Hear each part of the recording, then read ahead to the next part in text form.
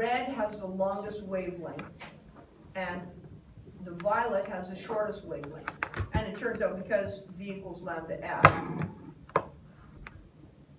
if you have a big wavelength, you're going to have a tiny frequency. If you have a little wavelength, you're going to have a big frequency. So this is important to know in the sense of which things have the longer wavelength. Red light and orange light and yellow light are longer wavelength, lower frequency.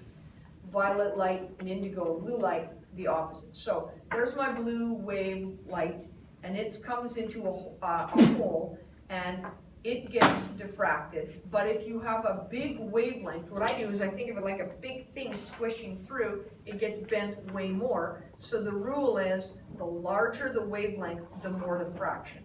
So the red, because it has a bigger wavelength, will have a bigger diffraction. And again, there's my Roy G. Biv.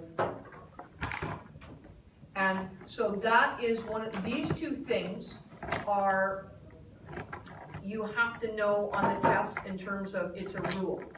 Bigger the opening, the less there's diffraction. That one kind of makes sense. The color thing, you just have to try and memorize that, I guess. The longer the wavelength, the more there is diffraction.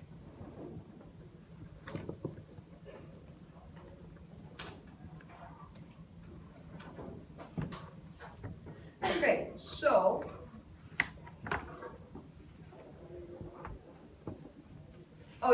so there's some pictures here that you draw directly overlap. So those, don't worry about this last one, but there is, draw the correct diffraction thing like we did with the two wavelengths to show the more or less diffraction. So make sure you do that. And then it says go back to up here, just in lesson 2. So if you go to lesson 2 homework, right after that, there is a bunch of questions that say lesson 4, 1 to 9, so 1, 2, 3, 4, 5, 1, 2, 3, 4, 5, see those ones in green right here.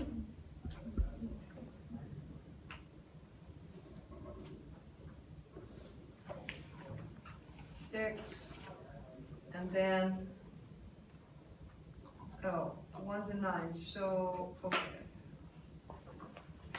It's on the top of the first page. Okay, let me go back here. Oh, there it is, thank you. 7, 8, 9. Those 9. And then the next page here, this green one, number 15. More lesson 4. So that's your homework right now, plus I want to mark that lab sometime this fall. Now, what I'm looking for is, like, or do you want to just mark it in class and not mark it? Do you want me to just go over the questions in the lab? What do you want me to do? Mark it as a lab, or just mark it, I'll just tell you the answers and you mark your own lab, and then it doesn't count for marks. Who wants me to mark it as a lab? Who wants to just go over it in class?